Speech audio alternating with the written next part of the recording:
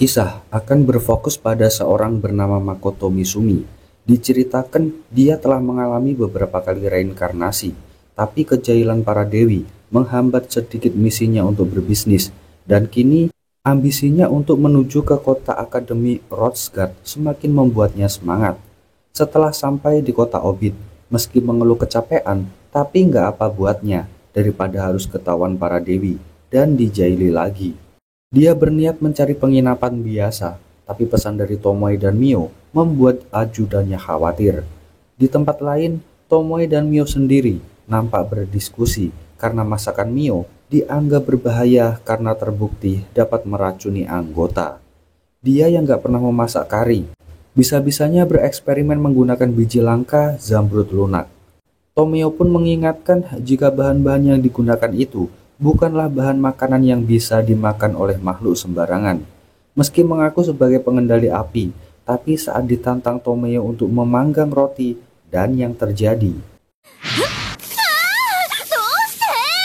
Tomio menyimpulkan jika Mio masih perlu bimbingan jangka panjang. Balik ke Makoto, dia nampak menikmati makanan yang disuguhkan oleh warung Mas Agus. Karena melihat Makoto seorang petualang, pria itu menawari Makoto untuk pekerjaan penangkapan yang udah dia ajukan di asosiasi. Tapi karena pekerjaan utamanya adalah pebisnis, Makoto yang hanya mampir di kota itu pun menolaknya. Lalu lanjut pergi. Di kota, dia jadi bahan pergunjingan karena dianggap memiliki wajah yang buruk, tapi untungnya Makoto nggak mempermasalahkannya. Dia segera mendatangi asosiasi, berniat mengambil misi, tapi karena peringkatnya dan hanya level 1, dia pun jadi bahan tertawaan orang-orang lagi. Gak berselang lama, seorang ciwi nampak mengadukan kegelisahannya dan berjanji akan ngasih imbalan yang tinggi kepada siapapun yang menerima misinya. Tapi menurut penjaga, karena misi itu harus berhadapan dengan perampok kejam yang punya banyak anggota, dia belum bisa melakukannya. Mengingat daya tempurnya belum memadai dan kurangnya jumlah anggota, dia pun meminta sang ciwi untuk sabar sebentar. Bukannya dapat simpati, tapi orang-orang malah berusaha memanfaatkan kelemahannya. Makoto tahu dia diikuti dan ada orang-orang yang sedang jahat pada sang ciwi. Lalu dengan segera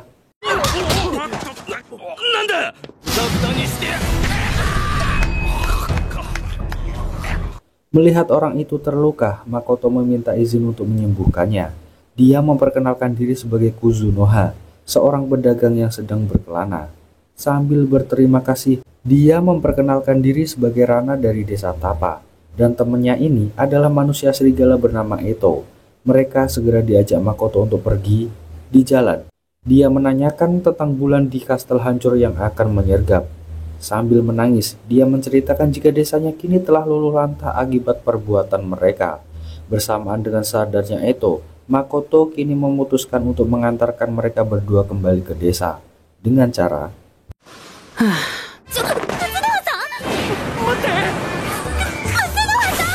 sesampainya di desa, Rana segera memberitahu warga tentang situasinya. Eto merasa kaget karena Makoto bisa berkomunikasi dengannya. Dia pun menjelaskan di mana desanya dan kenapa dia nggak ikut masuk bersama Rana. Makoto pun dengan tepat memprediksi apa yang sedang terjadi. Gak lupa, Eto yang dirasa belum cukup kuat juga ia nasihati. Feelingnya mengatakan ada sesuatu di sekitaran sini. Dia pun berniat jalan-jalan sebentar. Meski sempat mencegat, Eto akhirnya mengetahui alasan mengapa Makoto sampai berbuat sejauh ini. Makoto segera pergi dan meminta Eto untuk berjanji melaksanakan apa yang diucapkannya suatu hari nanti. Balik ke Mio, dia kembali bereksperimen di masakan kedua ini, dan hasilnya masih banyak orang yang keracunan akibat makanannya. Tomoe menanyakan menu apa yang dimasak Mio, tapi faktanya semua bahan-bahan yang digunakannya nggak sesuai dengan menu itu. Lalu Tomoe menyarankan agar Mio berkeliling dunia untuk meningkatkan skill masakannya, dan dengan senang hati Mio mau melakukan demi tuan muda pujaan hatinya. Balik ke Makoto yang udah mengintai para bandit ini dan segera melakukan teknik penyamaran sekaligus salah satu keahliannya. Dan akhirnya,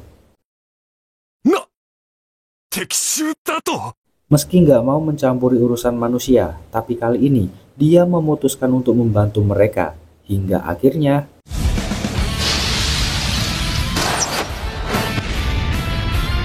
Dia memberi kesempatan pemimpinnya untuk tetap hidup, tapi dengan syarat.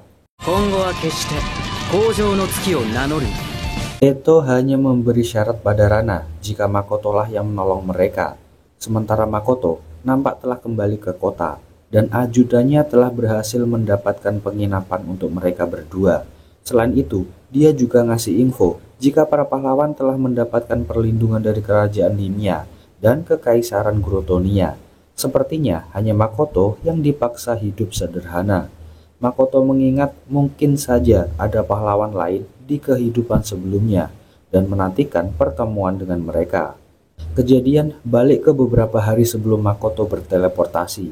Dia diminta membenarkan beberapa dokumen yang salah penanggalan. Senior Otonashi terlihat kagum pada semua prestasi Makoto. Dia merasa sedikit bosan dengan hidupnya hingga akhirnya dirasa punya potensi. Dewi dari dunia lain ini dengan sengaja mentransfernya ke isekai karena dapat ancaman dari iblis jahat. Tapi dia nggak akan sendiri. Bersama satu orang lagi, sang Dewi berjanji memberinya kekuatan. Meski sempat menolak, tapi sang Dewi tahu betul apa yang sebenarnya terjadi dan yang ingin dilakukan Otonashi. Dia pun dengan segera menganugerahkan sihir, kekuatan, karisma, dan benda ajaib untuknya. Dengan segera,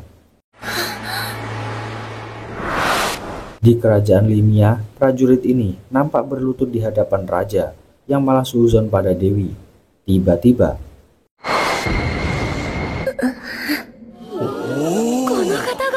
Otonashi beneran dikirim ke dunia yang Dewi ceritakan dan disambut oleh orang-orang yang langsung mengecapnya pahlawan. Selang beberapa hari, Hibiki mulai mempelajari apa yang terjadi di sana dan strategi apa yang seharusnya dia gunakan. Lalu untungnya, benda ajaib itu adalah roh serigala yang biasa diajaknya berdiskusi menentukan misi. Esok hari semua nampak berkumpul karena dikaruniai karisma. Hibiki pun otomatis jadi pusat perhatian. Melihat hal itu, cewek ini berniat pulang, tapi dia malah dicegat kesatria Wudi. Navarre, itulah namanya. Keinginannya nggak muluk-muluk kali ini, yaitu membasmi iblis. Tapi Hibiki tahu dialah orang terkuat di sini. Dia pun memintanya bergabung. Sempat menolak, tapi godaan serta ancaman yang dibicarakan Hibiki langsung membuatnya setuju begitu aja. Dan mereka langsung menjalankan misinya. Di ujung sana, gerobak Miko tamunya terguling dan dia dikepung para kobold. Mereka adalah monster jahat yang mengkonsumsi sihir untuk memperkuat diri. Tapi untungnya, Miko berhasil melindungi diri dengan sihirnya. Hal ini otomatis membuat para kesatria Limia yang dipimpin Hibiki memiliki kesempatan untuk menghabisi para kobold. Dan langsung aja,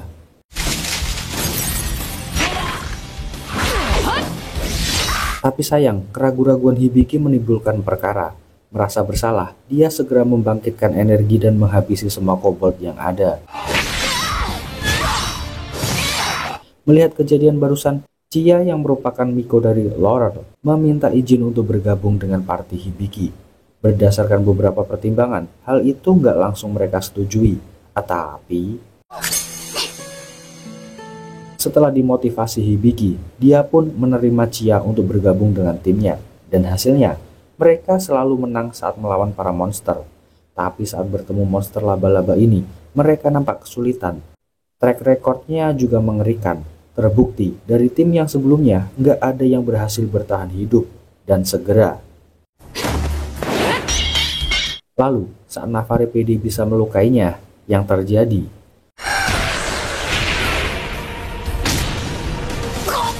beruntung Hibiki datang tepat waktu. Tapi kini semua rencana dibuat berantakan olehnya.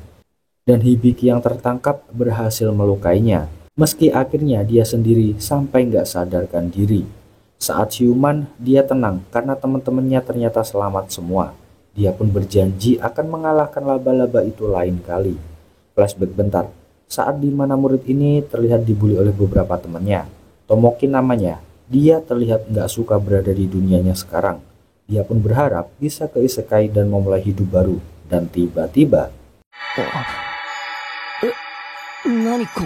dia pun didatangi Dewi yang memintanya menjadi pahlawan dan menyelamatkan dunianya saat ini.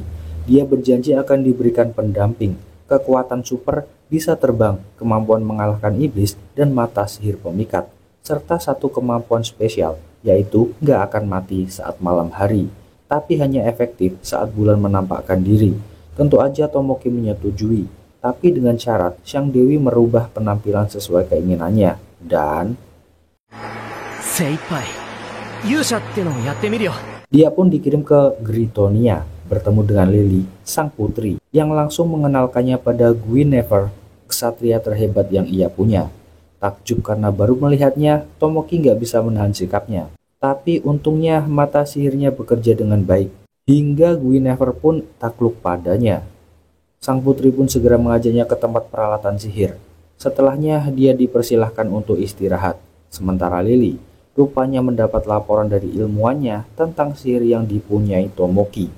Dia pun meminta agar dibuatkan penangkalnya. Dia kembali bersama Yukinatsu, si ahli kimia. Dan lagi-lagi, saat berjalan, dia nggak sengaja bertemu Maura sang pawang yang lagi ngangon naga. Saat lagi ngobrol-ngobrol, lagi-lagi gendangnya bereaksi. Dan saat malam tiba, Tomoki mengungkapkan keinginannya untuk membentuk tim dengan ketiga wanita tadi. Lily menyadari jika Tomoki belum sepenuhnya menguasai mata gendamnya. Tetapi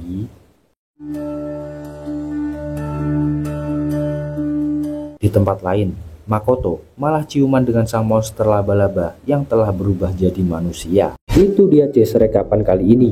Makasih buat yang udah nyempetin nonton dari awal sampai akhir. Kita ketemu lagi di video selanjutnya ya Cis. Adios, pamitos.